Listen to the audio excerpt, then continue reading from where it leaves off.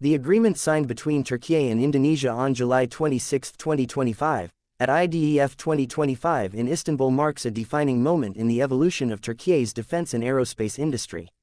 The deal, centered on the export of 48 KAAN fifth-generation fighter jets to Indonesia, not only represents Türkiye's largest ever defense export but also positions both nations at the forefront of a broader realignment in the global military aviation landscape. The agreement comes after over a year of intensive intergovernmental and industrial-level discussions. The framework of the deal had been laid earlier in 2025, but the final commercial signatures, which include manufacturing, training, and technology transfer agreements, were signed publicly on the sidelines of IDEF, one of the world's largest defense exhibitions. Though the full financial breakdown remains classified, open-source estimates from reliable Western defense economists and publications such as Defense News, Reuters Defense, and Flight Global place the value of the agreement at approximately $10 billion United States dollars. This figure includes not just the aircraft, but training infrastructure, technology sharing, co-production facilities, software development environments, and life cycle support over the next 2 decades. The delivery plan extends over 120 months, 10 years, starting from 2028. This phased approach ensures that both Turkish and Indonesian industry stakeholders have enough time to align production cycles, build the necessary infrastructure, and complete flight testing of upcoming KAAN prototypes. The first aircraft delivered will be produced entirely in Türkiye, but by the middle of the delivery cycle, around 2032, Indonesian production lines will begin final assembly of multiple subsystems and possibly complete aircraft. The KAAN program, initially launched in 2016 as Türkiye's response to next-generation air dominance requirements, has reached maturity much faster than many Western observers expected. While comparisons to legacy Western platforms persist, analysts emphasize that KAAN is not intended to replicate any specific aircraft. Rather, it is designed around Türkiye's specific defense doctrine and operational autonomy goals. Still, the aircraft does incorporate hallmark features of fifth-generation fighters, including low radar cross-section, internal weapons bays, supercruise capability, sensor fusion, and digital combat systems. The first prototype, KAAN P1, successfully flew in February 2024. Subsequent prototype builds, P2 and P3, are under construction and are scheduled to conduct expanded test flights in 2026.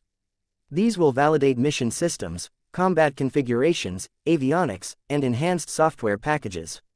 Full-rate production in Türkiye will begin in 2028 with initial operational capability (IOC) expected around 2029 for the Turkish Air Force, followed shortly by the Indonesian Air Force's operational certification. Indonesia's role in the program is notable not just for the purchase, but for the deep industrial engagement. This is not a traditional buyer-seller dynamic. Under the agreement, Indonesia will participate in joint research and development, software engineering, systems testing, and support infrastructure creation. According to officials from both sides, Indonesia's participation in local assembly will begin by 2029, with test and evaluation facilities constructed in West Java and the Jakarta metro area. These facilities will also support future upgrades and regional maintenance operations. Indonesian engineers, software specialists, and technical personnel have already begun pre-deployment language and technical training. By late 2026, over 100 Indonesian staff will be embedded in TAI's Ankara facilities for multi-year apprenticeships. Türkiye, in turn, will send mobile advisory teams to Indonesia to assist with air base modernization, logistics system setup, and initial flight crew training. The comprehensive nature of this collaboration echoes the most advanced bilateral programs in aerospace history. From a market perspective, this deal opens the door to potential follow-on orders and additional export customers. It places Türkiye in a very exclusive club of nations capable of developing, producing, and now exporting a fifth-generation aircraft. The export also demonstrates that countries outside of the traditional Western Russian aircraft duopoly are capable of fielding competitive solutions with real industrial scale.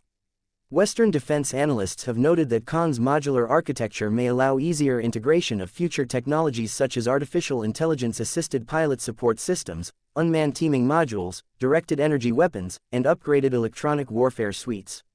This forward compatibility was a key factor in Indonesia's decision to partner with Türkiye over alternatives. Analysts at RAND and SIPRI have identified the KAAN program as a bellwether of the global aerospace power shift toward emerging industrial nations. Additionally, the financial and strategic autonomy afforded by this arrangement is significant. Unlike many fighter export deals, which come with strict end-user limitations, maintenance bottlenecks, or dependency on third-party nations for upgrades, the KAAN export framework provides Indonesia with far more control over customization, systems integration, and fleet support. The localized production model, combined with open systems architecture, ensures Indonesia will be able to tailor the aircraft to its evolving defense needs over the next 30 to 40 years. Another important aspect of this export is its sustainability. Türkiye is providing Indonesia with access to digital design environments, modeling software, and mission planning systems, all critical for full-spectrum use in long-term upgrade cycles. Indonesia's aerospace sector will effectively grow into full participation, thereby strengthening its indigenous knowledge base and long-term sovereign capability. The deal has already attracted interest from a handful of other nations in Southeast Asia, North Africa, and parts of Europe. While no other contract is confirmed yet, defense officials at IDEF 2025 hinted that advanced discussions are underway.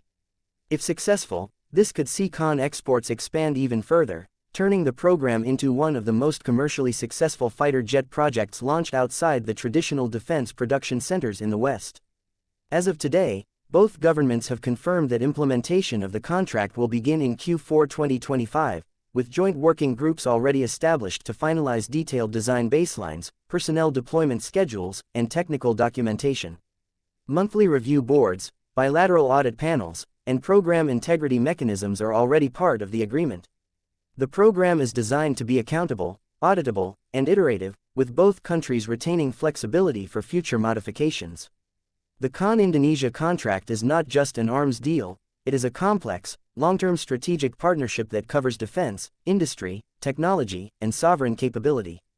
It signals the rise of a new aerospace capability in the international market and redefines what is possible for countries that invest consistently in industrial self-sufficiency.